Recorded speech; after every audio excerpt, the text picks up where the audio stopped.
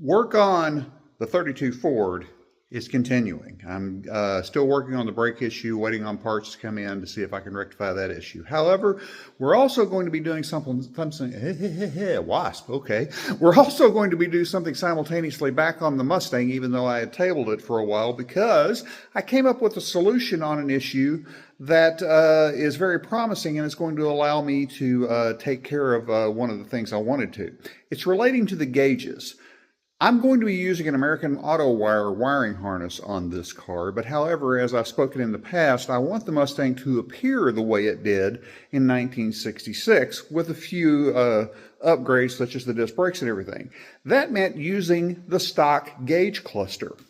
The problem is all modern wiring harnesses use voltmeters, not ammeters. And the reason for that is when cars transition from generators to alternators, and in the case of the Mustang, that happened in 1965, ammeters became less reliable, and actually with the higher currents that alternators generate, become a bit of a fire hazard. So in general, cars switched over to voltmeters. This is a stock 1966 cluster, which came with the Mustang. Standard 5-gauge outlet, and it does have an ammeter as opposed to a voltmeter.